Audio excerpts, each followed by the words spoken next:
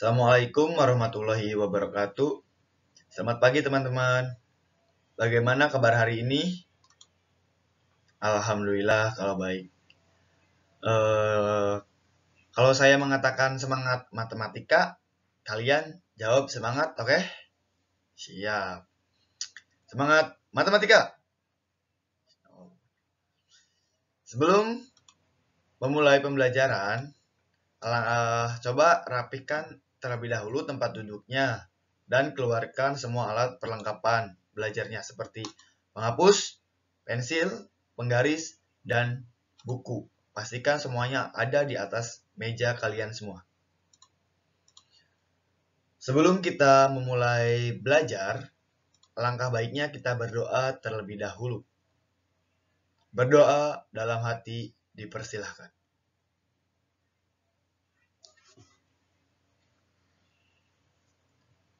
Berdoa dicukupkan. Nah, hari ini siapa yang tidak hadir? Oh, semuanya hadir semua ya. Pada pertemuan kali ini, di sini saya akan menjelaskan terkait materi operasi hitung bentuk aljabar.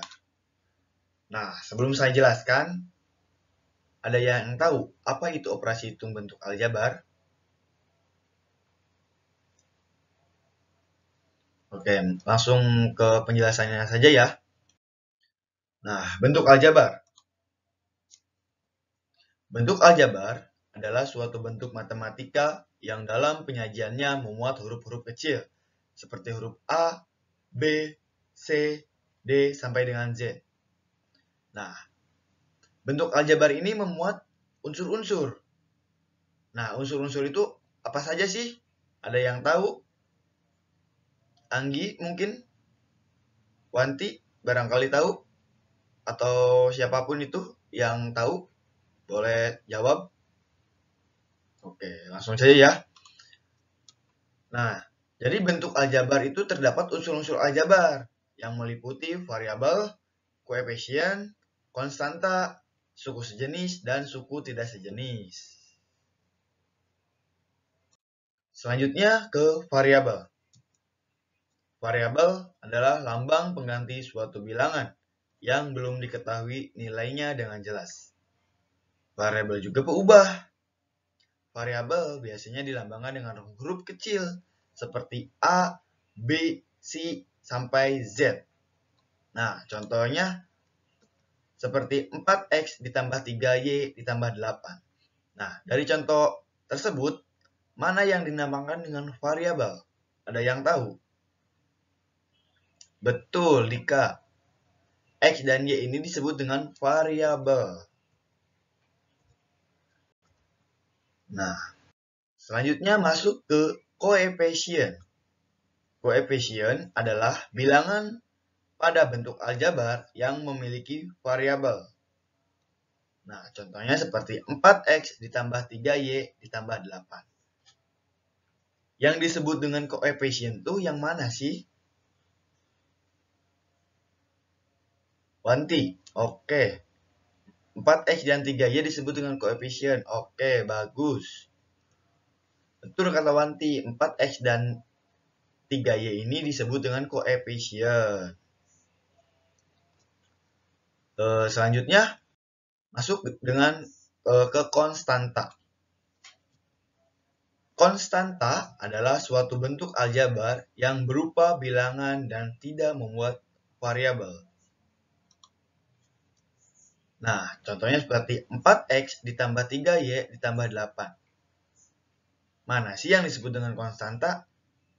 Nah, kan tadi kan 4X dan 3Y itu disebut dengan koefisien. Sedangkan X dan Y disebut dengan variabel. Nah, sekarang yang ditanyakan yang memuat konstanta itu yang mana?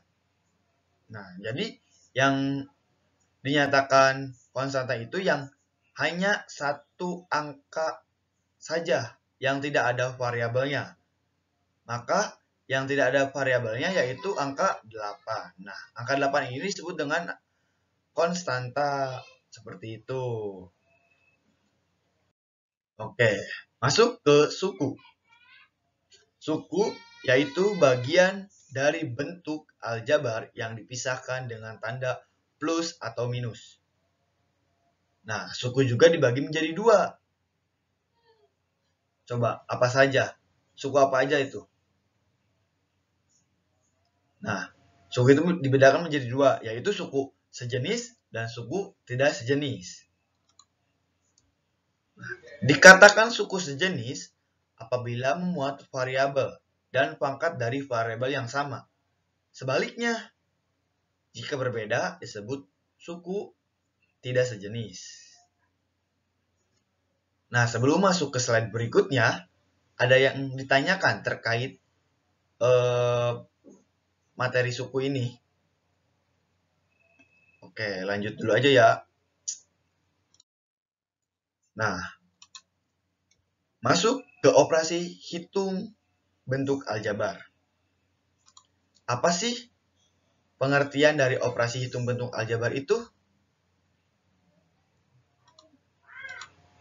Nah, jadi operasi bentuk hitung aljabar yaitu bentuk operasi atau pengerjaan hitung yang terdiri dari satu atau beberapa suku yang melibatkan peubah atau variabel. Nah, operasi hitung bentuk aljabar ini meliputi yang pertama ada penjumlahan, yang kedua pengurangan, yang ketiga perkalian, yang keempat pembagian, serta yang kelima perpangkatan. Kemudian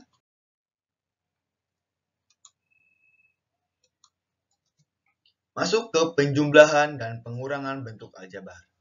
Nah, penjumlahan dan bentuk pengurangan bentuk aljabar ini mempunyai syarat, yaitu dua suku atau lebih adalah sejenis.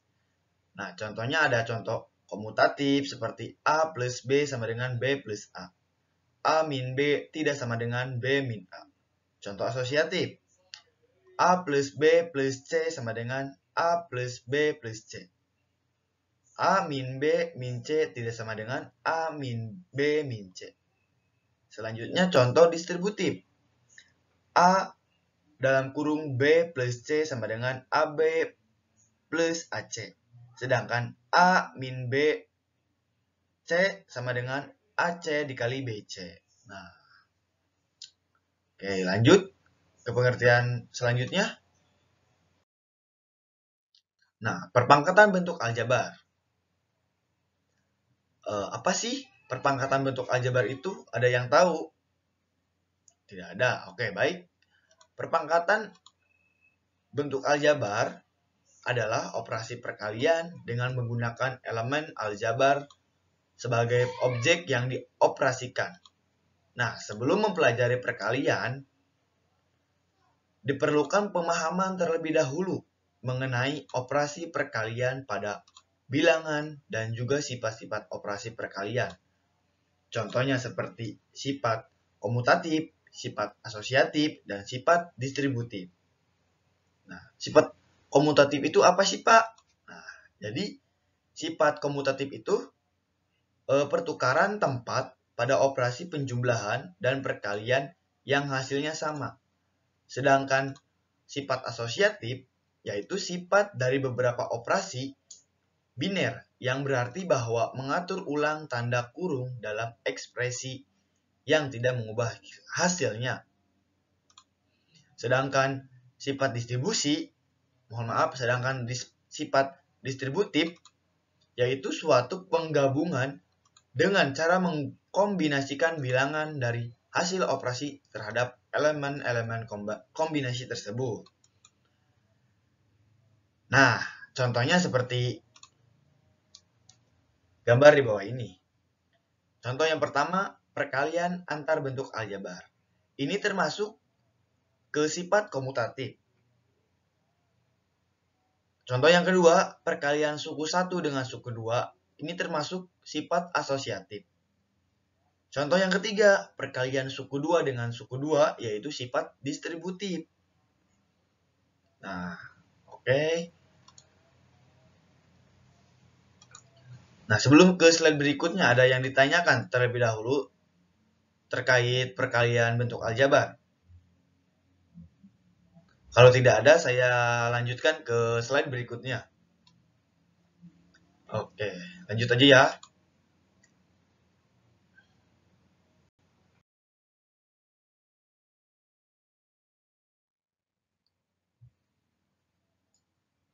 Masuk ke pembagian bentuk aljabar.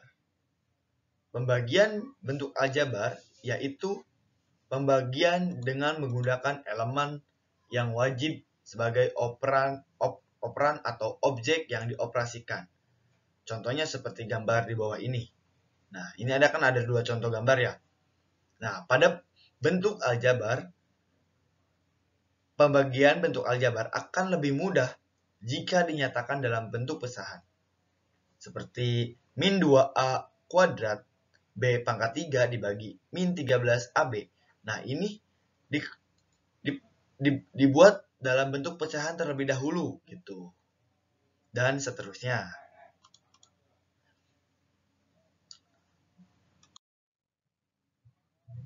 Lanjut ke perpangkatan bentuk aljabar. Perpangkatan bentuk aljabar yaitu bentuk perkalian berulang dengan bilangan yang sama. Nah, bilangan berpangkat dapat didefinisikan sebagai A pangkat N, yaitu A dikali A dikali A dikali A. Nah, sebanyak N faktor kan? Nah, A itu adalah bilangan real, dan N itu adalah bilangan asli. Nah, contoh bentuk khusus dalam aljabarnya yaitu dalam kurung A plus B kuadrat sama dengan A kuadrat ditambah 2AB ditambah B kuadrat. Selanjutnya, dalam kurung A min B kuadrat sama dengan A kuadrat dikurangi 2AB ditambah B kuadrat.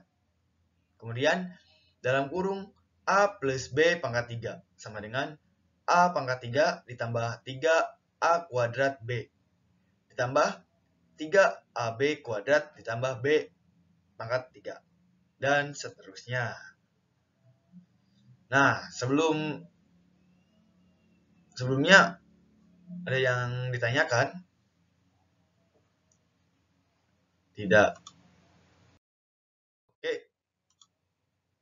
Nah, setelah saya menjelaskan materi tersebut, apakah ada yang ditanyakan terkait materi operasi hitung bentuk aljabar? Baik, kalau tidak ada pertanyaan, saya simpulkan terkait materi operasi hitung bentuk aljabar. Nah, kesimpulannya yaitu bentuk aljabar memiliki unsur-unsur, yaitu ada unsur variabel, koefisien, konstanta, dan suku. Nah, variabel sendiri pengertiannya yaitu lambang pengganti suatu bilangan yang belum diketahui nilainya dengan jelas. Sedangkan koefisien adalah bilangan yang memiliki variabel pada bentuk aljabar. Konstanta yaitu suatu bentuk aljabar yang berupa bilangan dan tidak memuat variabel. Kemudian suku. Suku yaitu adalah variabel beserta koefisiennya atau konstanta pada bentuk aljabar yang dipisahkan oleh operasi jumlah atau selisih. Berdasarkan jumlah sukunya, dibedakan menjadi 4, yaitu suku monomial, binomial, trinomial, dan polinomial. Berdasarkan jenisnya, suku dibedakan menjadi 2, yaitu suku sejenis dan suku tidak sejenis.